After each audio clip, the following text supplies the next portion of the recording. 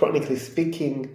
We're broadcasting today from Rome and Australia, by the way, and I have a special guest today, Linda, which is doing fantastic work regarding migraine advocacy and empowerment. And I will let you introduce yourself.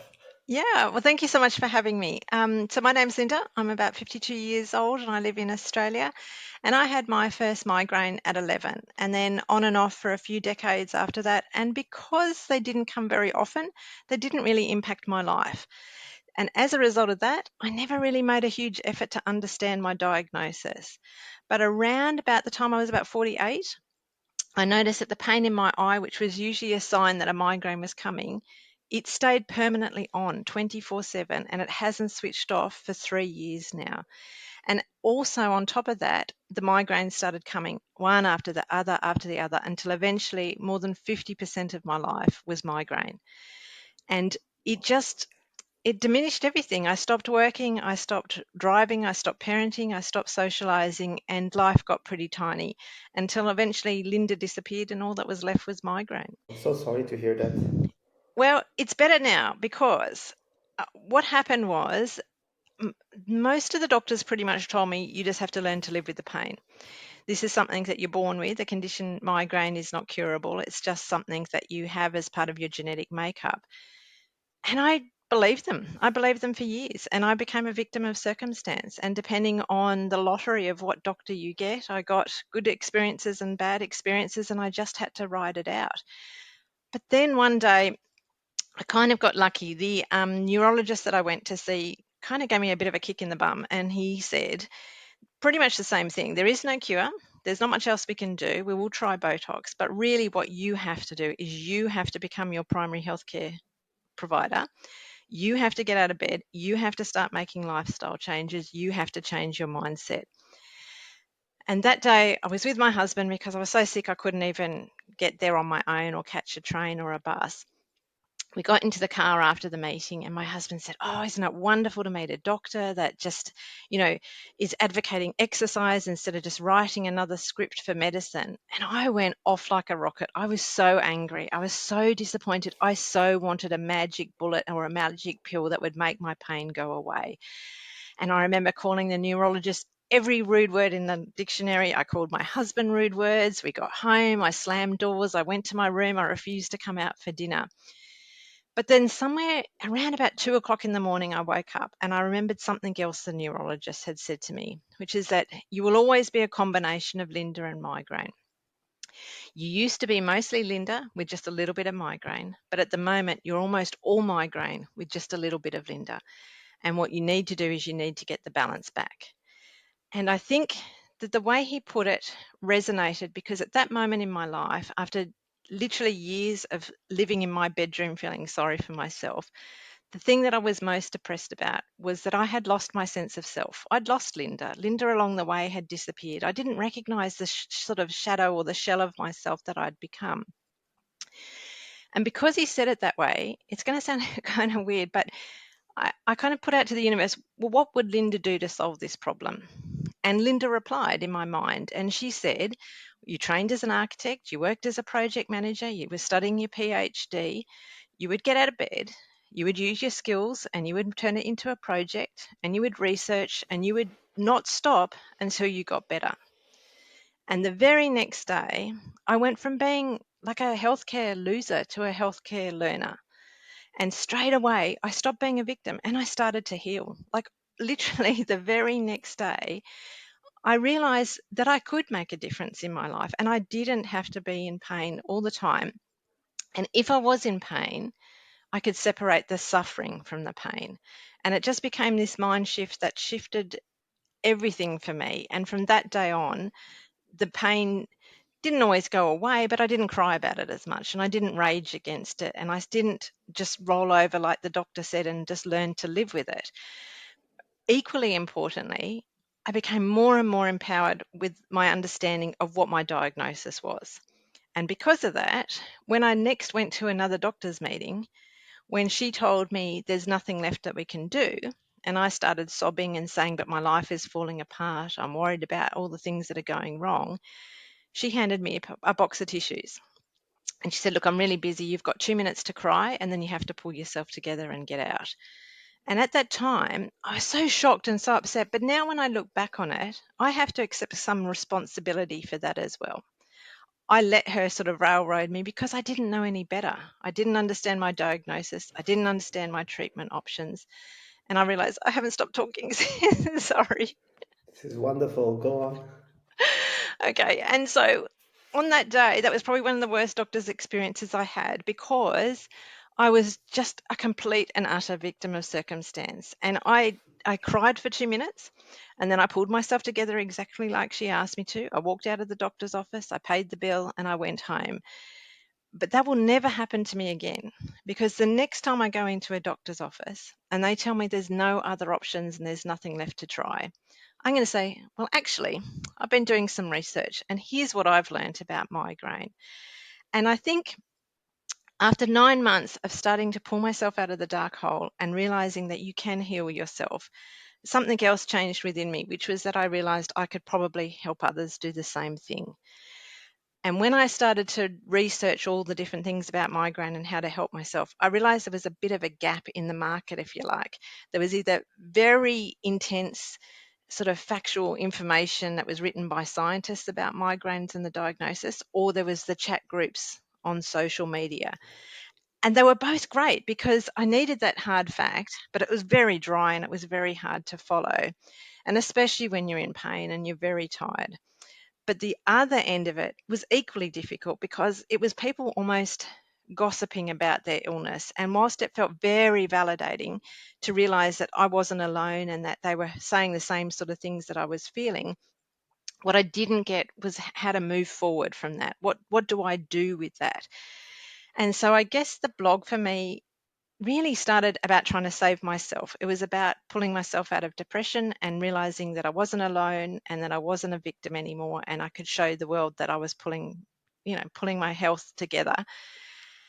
And the longer that it went, because it's only really been about 4.5 months now, but people started joining the conversation. People started saying that's worked for me or that hasn't worked for me.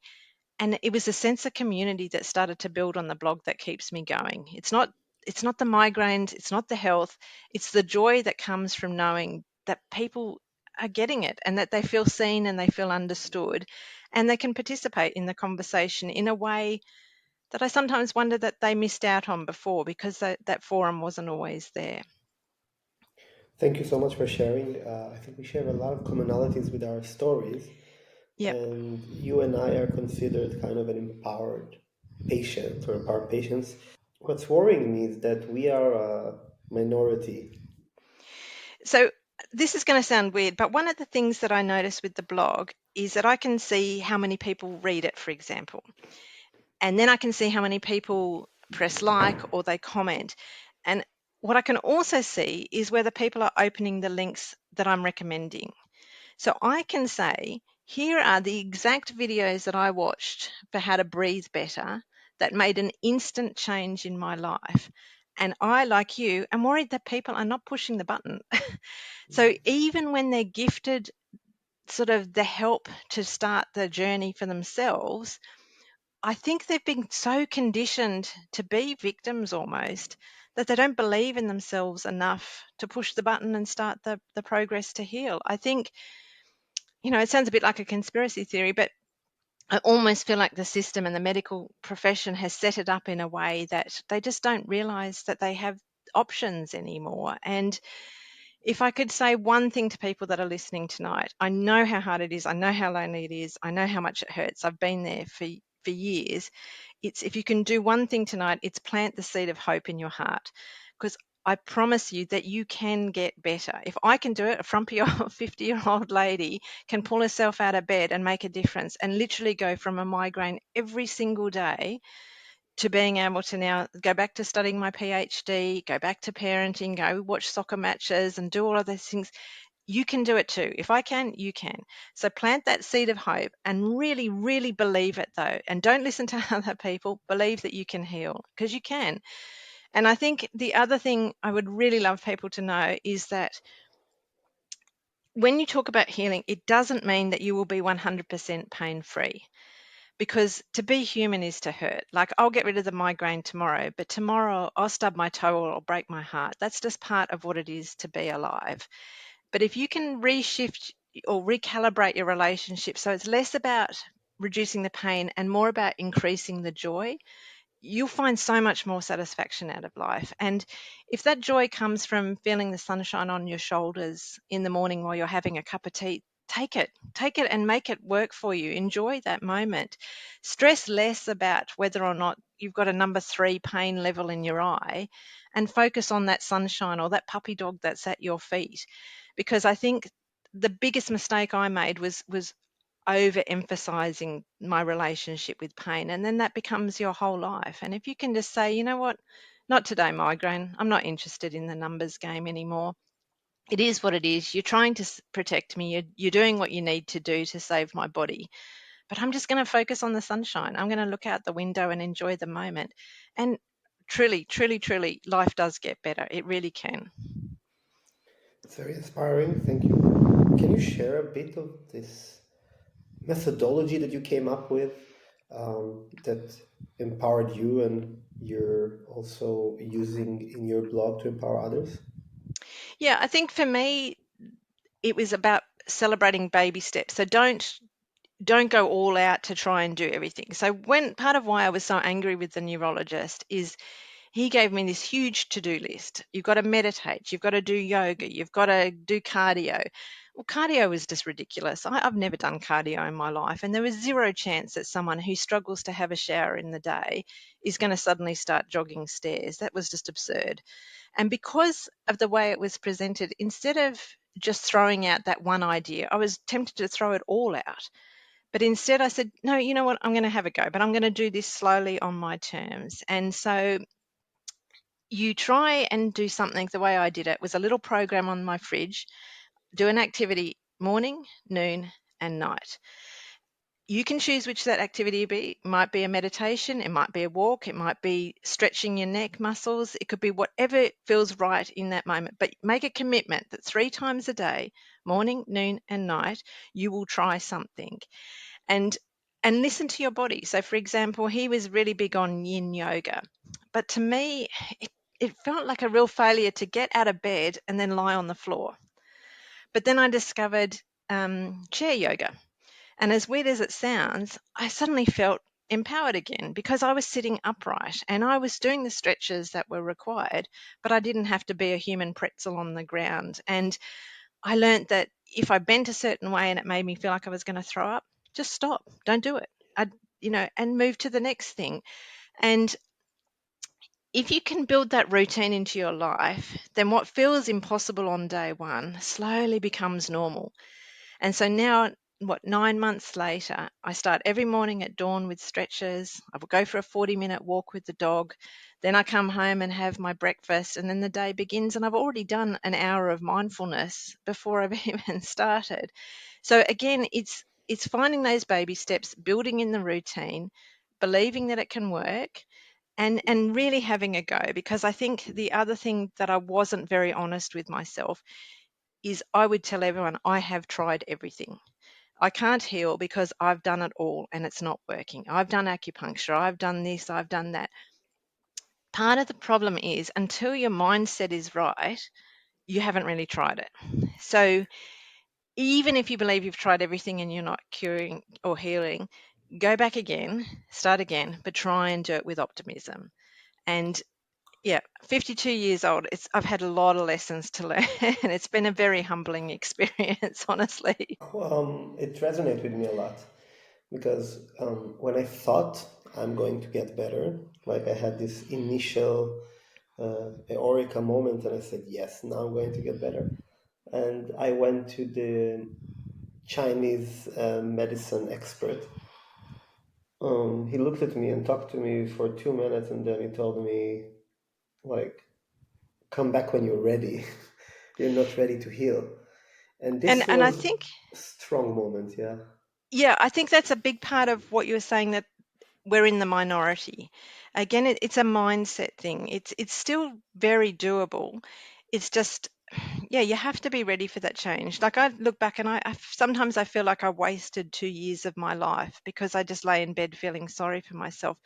But in other ways, I think that's what my body needed. My body needed those 2 years to just, I didn't even realize how stressed I was until I started to heal. And I think, yeah, the time will happen for each person and it will be different. And I think part of the problem with healing though and chronic pain is there's so much shame and there's so much guilt around it as well, that when you start to heal your mind and your body and your spirit, you have to try to really let go of some of those negative narratives that we build into our stories. So for me, not working was bad, but it was worse than that. I wasn't generating an income. I wasn't providing for my family. So the lying in bed just we got worse and worse thinking about that.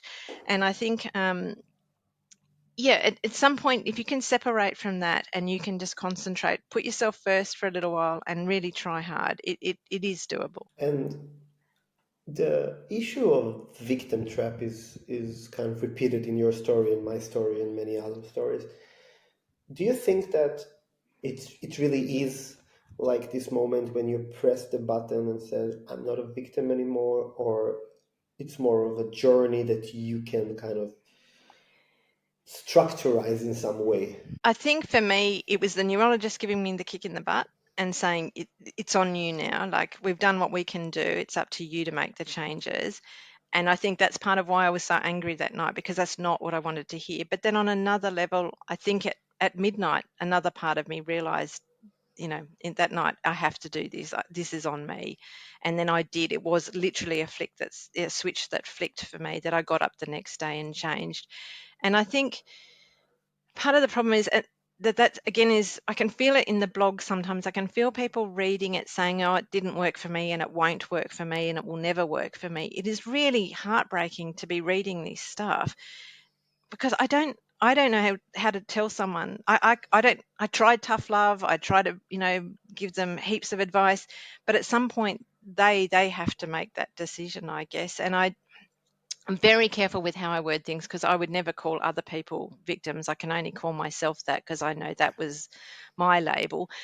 In the same way that I refer to myself as shifting from a healthcare loser to a healthcare learner, each person has to decide for themselves where they sit on their journey. But I think, again, it comes back to this narrative. For a long time over this last year, I've kind of imagined that healing is a long journey and it takes a long time.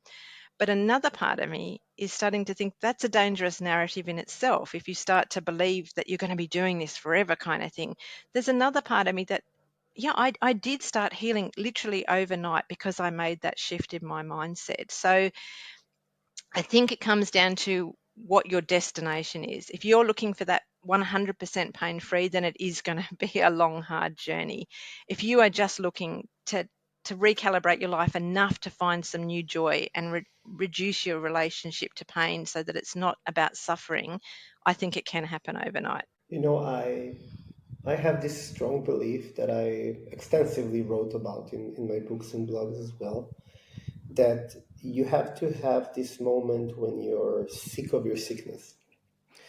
And one of the greatest challenges for me in my project is to safely bring people there, because you can create the best empowerment program or facilitate the community, but many people are not ready to get better. So, what do you think about that? Yeah, I think I'm spoilt in the sense that I have a supportive family. I had the ability to take time off work to heal, without losing our house and still being able to eat and things like that. So I think it is hard to say it as if everyone can just make the decision to do a healing journey. And for some people, there are single mums in Australia that are struggling to pay rent. It they have to go to work every day. It's not an option. So for a lot of people, they just, yeah, they don't have the option. So it is hard when you write to remember that everyone's life circumstance is different. We all share the chronic illness, but the reasons for it, the symptoms for it, the extent to which our marriages are failing or our mortgages are at risk is different for every single person. And I think that is also why it's very empowering to have that sense of community, but always remembering that we're all on these separate journeys. And one of the things I often say is, it's your brain, it's your pain, it's your journey.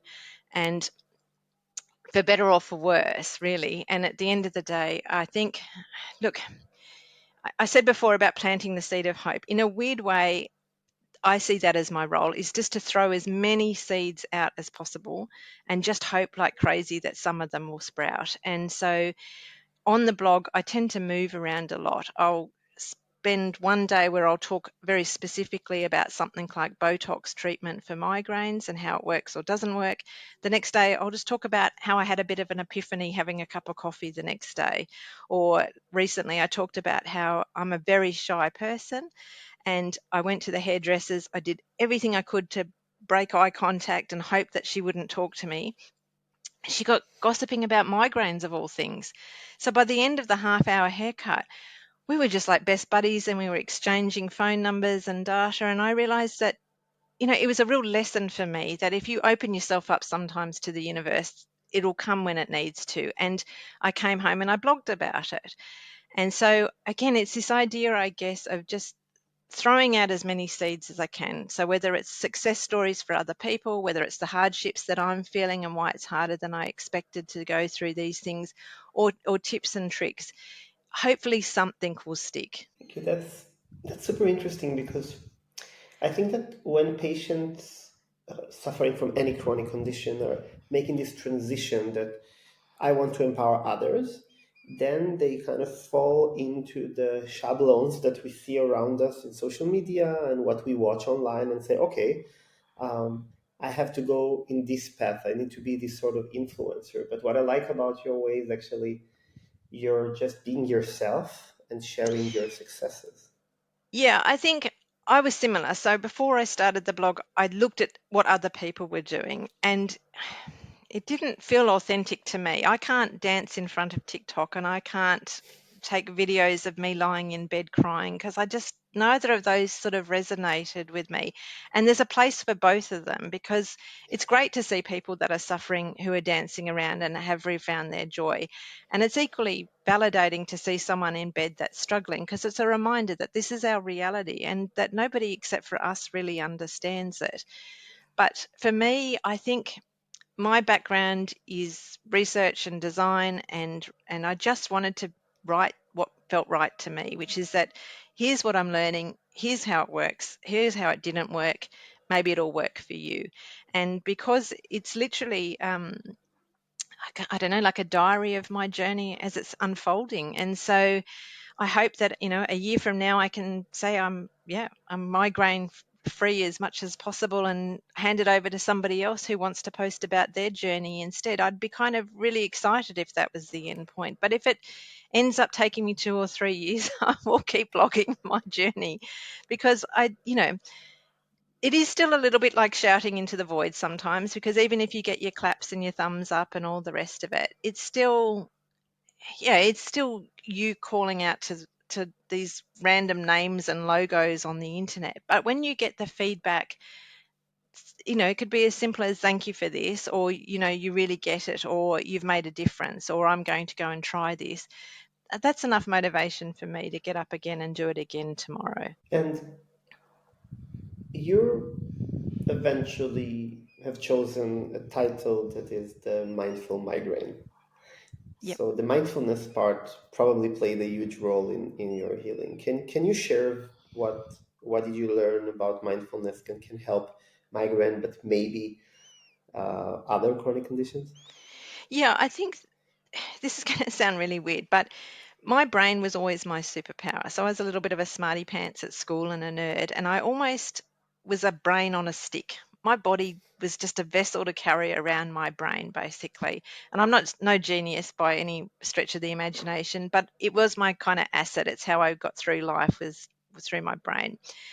And as a result, I paid no attention to my heart rate, to how I breathe, to how I sit at my desk. And it was only when I started learning about mindfulness that I realized I'm a hunchy, scrunchy kind of person, that I'm always bent over and that my face is always frowning, and that I'm always carrying so much tension in my neck because of the way that I hold my body, that I started to kind of understand this sort of mind body relationship. That if you're hunchy and scrunchy, your pain brain, whether it's a migraine or a chronic pain brain, it does like a welfare check, and it scans your body. And if it finds that you're hunchy and scrunchy and frowning your face and feeling sorry for yourself, it thinks something's wrong. So it starts, if it can't find something wrong, it almost invents something wrong. So the way I look at my pain brain is it's like a smoke detector. And it's meant to wait until the chips catch fire and the kitchen curtains are ignited. But for my pain brain, all that had to happen is a little whiff of burnt toast and it would go wailing. And so part of mindfulness is just being in your body and your mind to realize that my ideas are going catastrophic into pain mode, and anxiety is getting the better of me. I can now feel my heart rate changing. I can feel my stomach getting butterflies. I can start to regulate the rate at which I breathe as much as possible. It's not always manageable if I get stressed, but enough that you can become mindful of the fact that there is this really strong connection and that your brain is always looking for signals. So why not send it positive signals instead of negative ones? And I think meditation helps. I'm not great at it, but it has helped. Um, Things like Qigong and Tai Chi, anything that's slowly moving your muscles and you're thinking about the way that you do it. But I've also found that dancing is great. If no one's home, I just put some music on and I dance around the lounge room and I feel better instantly. And I think there's a bit of criticism at the moment that mindfulness has become a bit of a fad, and that it's been hijacked by influencers and others who are just making a quick buck off the idea of it. And I kind of get it. And the other feedback that I get is that we've kind of culturally misappropriated some of these ideas, that we don't own yoga, we don't own Tai Chi, we don't own meditation. And in fact, meditation was supposed to be a spiritual activity, not a healing your health activity. But I get all of that, but I don't totally buy into it, because if anything will help me understand my body and my mind and make me feel better, I'm doing it. So I'm sorry to all the people if I've stolen your yoga moves and I'm not doing it right. I feel better, so I'm going to keep going. I'm writing in my book about the fact that I've became kind of a consumer or a client in a giant supermarket of healthcare, and I'm just picking things off the shelf that I think that can help me. And though I really accept what you're saying, and I kind of agree that we have commercialized mindful practices, but if they're helping, it's great. My only criticism would be that, at least in the landscape that I've been around, like I'm traveling a lot and I haven't been to Australia yet. It's one of my dreams, but it's very prevalent in Europe and the US that um, when you are trying to participate in those activities, not at home, but in a studio with a chronic condition, there is a big sense of ableism that is around, because it's not always about mindfulness or healing. It's sometimes about the coolness and fitness aspects of it. Yeah, So so yeah, I agree. And that's what I was joking about, the idea of when I first started yoga.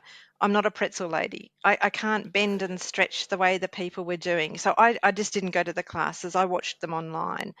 And and that would be my advice again to people is, if you can't do it, don't panic. Just find a way to do it your way. And so the Tai Chi thing is similar. I thought about joining the people in the park, but they moved with such authority and such confidence that I don't have that. I've been in bed for 2 years. I don't have core strength. I don't have balance. I don't have the confidence that these people do who've been moving their bodies for so long.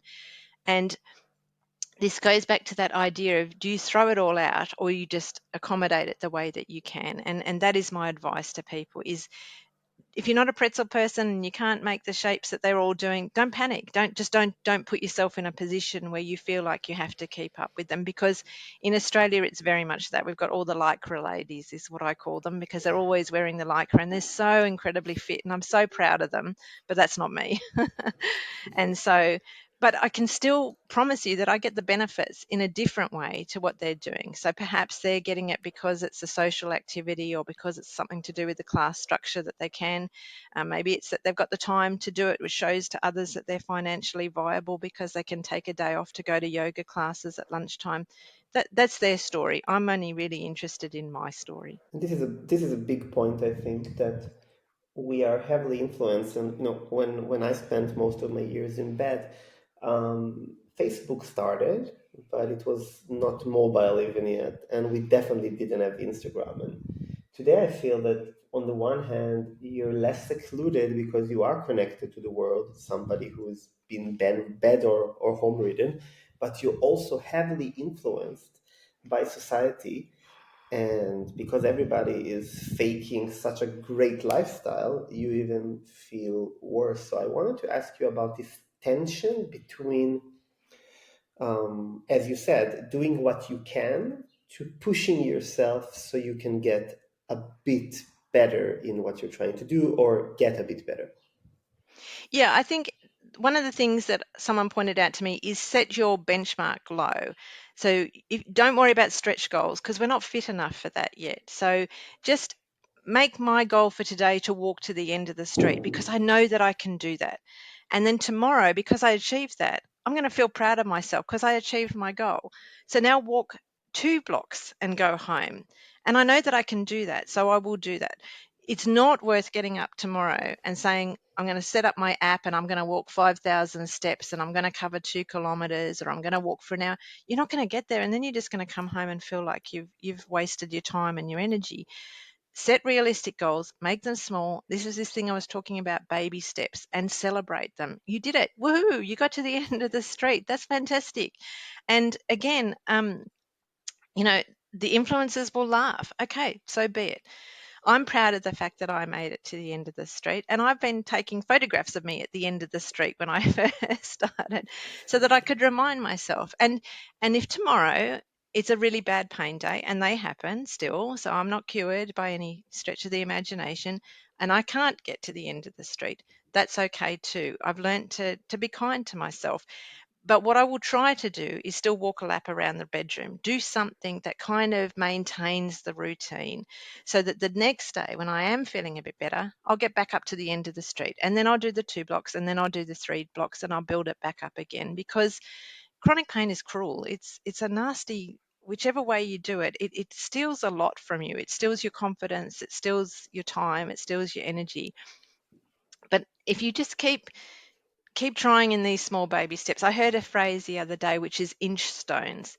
So instead of milestones, you aim for the inch stones, tiny little baby steps. And I am here for it. I love it, because when I was at my sickest, that was all I could achieve, were tiny little baby steps. But if you, and this is where it's hard, because you can build up a sense of community online and all the rest of it, and you can have a loving family and you can have people that believe in you.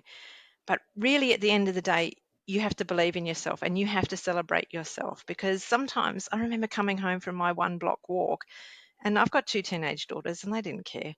And my husband would give me a kind of a cursory thumbs up, but even in his mind, it was pretty lame. But for me, it was epic. I'd done so much more than I'd done yesterday. So just again, it doesn't have to be lonely, but you have to have the pom-poms out for yourself, because sometimes nobody else will. And that's not because it's anybody's fault. It's just that's the nature of life, because nobody fully understands it except the people that are going through it. So that would be my other advice, is if you can find even just one other person that you can have a cup of tea with every now and then, who does get it, who has either had it or has enough of a relationship with pain that they can understand you, it just makes life so much less lonely. And if you can't find that, because for some people they can't, then try and find someone online that you can talk to or listen to, so that you know that yeah, you can keep going and you can keep trying. Because at my darkest, I believed that I was the only person in the world that could possibly having this much pain every day and still be alive. And so I think, and now I look back on it, and I'm so far from being alone. Like people come on my blog who say they had a migraine every day for 7 years. Like mine was 2. I cannot even imagine 7 years. So, I think, again, with the narrative, if you can tell yourself that you are so much stronger than you imagine, you are so incredibly resilient because you got through today and you're going to get through tomorrow. But at the same time, this tension you're talking about. Don't lean into that either. Like, be resilient, be a super warrior, be strong, but don't accept that as your future either. So congratulate yourself for getting through today, but don't kind of wish that on yourself for tomorrow, if that makes sense. Absolutely. And I think it has to do a lot with routines also, because when I freestyled it, these baby steps were more harder to achieve than if, as you said, you make one lap across uh, your living room, or around your living room, or you go around the block. When I had a daily routine, and I called it the rehabilitation hour, it was from 6 to Yep. 7 because in Israel it's very warm and the weather allowed it back then. So for me, it doesn't matter if I walked 100 meters or I managed to walk the kilometer. It was something that really contributed to my self-cheering, as you mentioned, and it builds up, I think, resilience and the sense of ability. So how would you recommend people with chronic pain or chronic illness, or that are bed or home ridden, to start developing those routines? Yeah, I think in a weird way, I think of it almost like a traffic light system. So the green, the amber, and the red. And you can turn it around which direction you want to go. If you want to start and say, I am so unwell at the moment that getting out of bed is a chore, then start with tasks that you can do in bed. Bring your laptop to bed, learn how to breathe better. I'd never realized how much of a shallow, fast breather I was until I started to watch videos. So I was only breathing in the top half of my lung because I was always so anxious and in pain. When I started to take deep breaths, it sounds so weird, but I started to have a new lease on life because I was actually getting oxygen into my body. You can do that in bed. You can watch a video on how to meditate or listen to a guided meditation. You can, learn how to stretch your neck muscles, for example, or find about the pressure points that are in your hand or around your eye and your temples. And you can do that in bed. That can be the first part of your routine. And you can say, I'm going to do this for a whole week. I'm going to learn about these things, and I'm not even going to have to get out of bed for it. And then when I'm ready, I'm going to do the next step, which will be walking around the block. It'll be stretching out on the ground. It'll be trying chair yoga.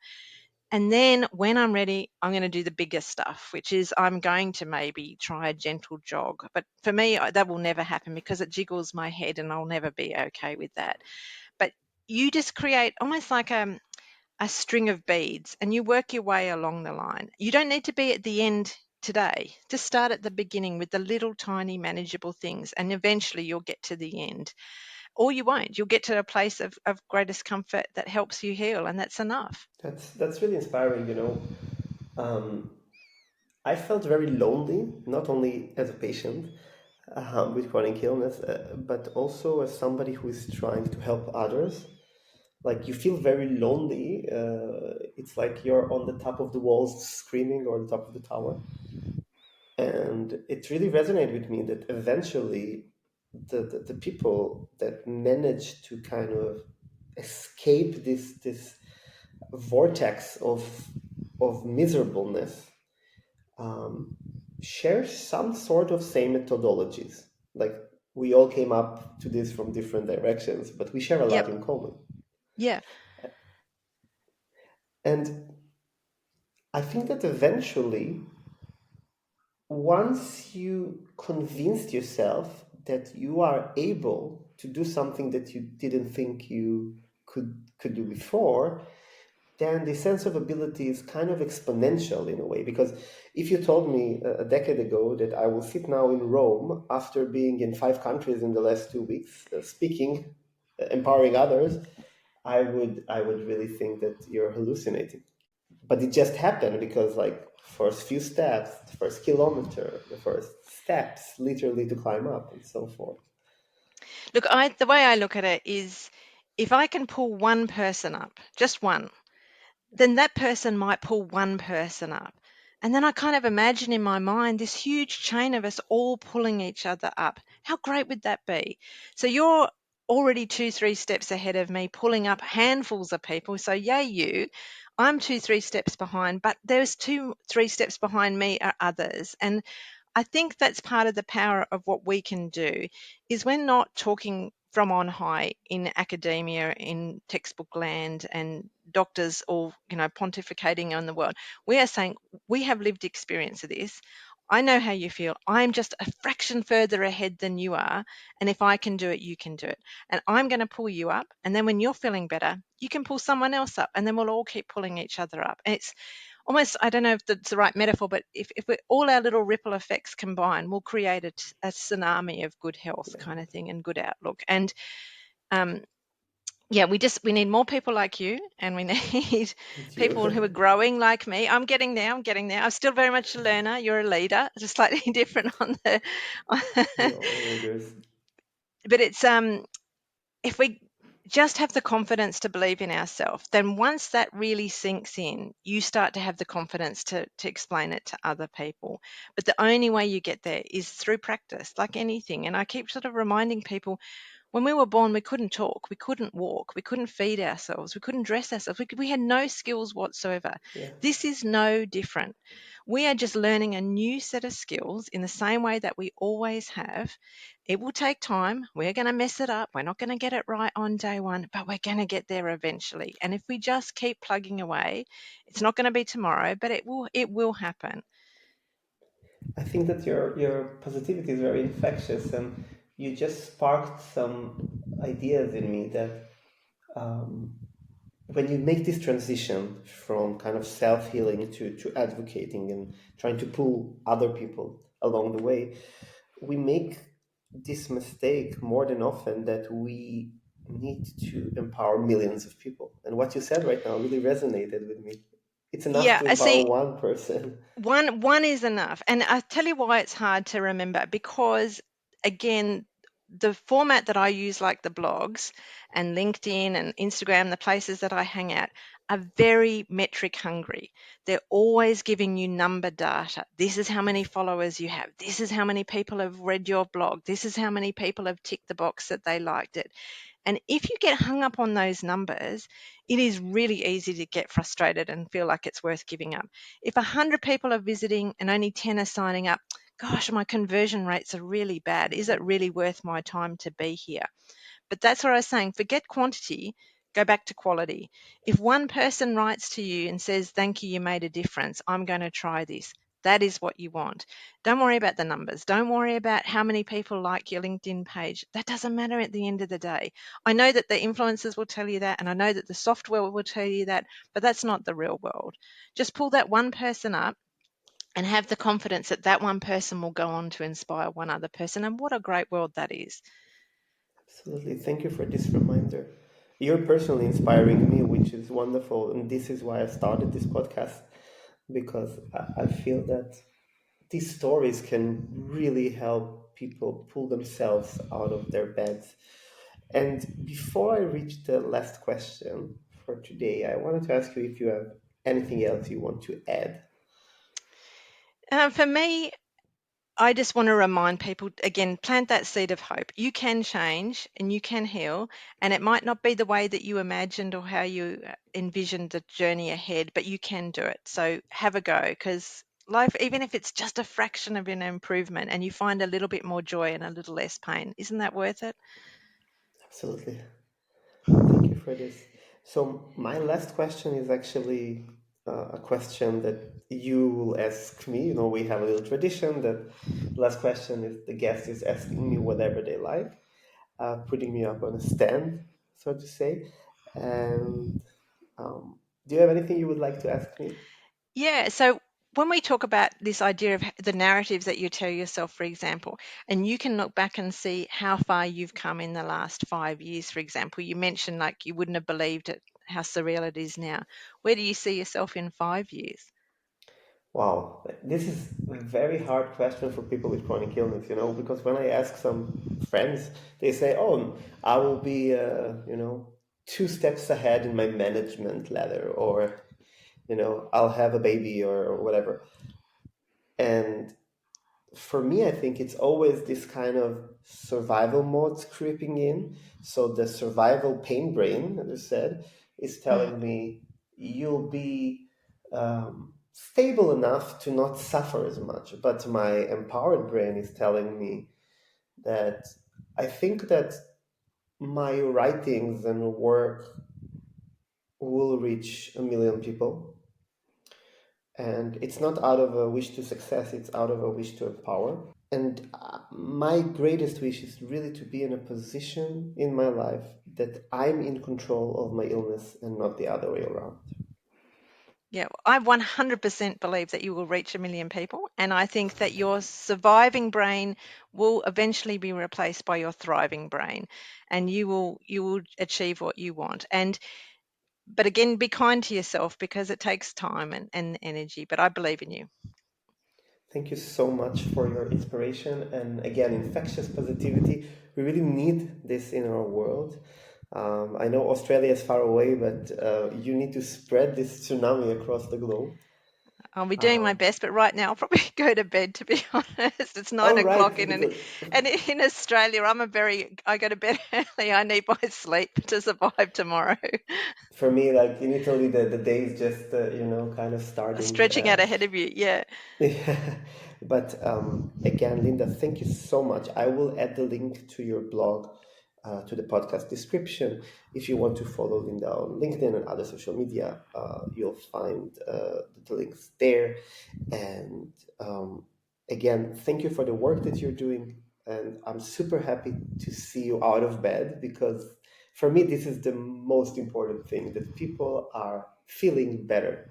And I have pain right now, and I hope you don't, but we're not living the same life as other people. But to see you so positive now really gave me a lot of hope for my own future. And again, thank you so much for taking the time. No, you're Great more than evening. welcome. And thank you for everything that you do. You're a superhero. Thank you so much. And I see you guys next week. See ya.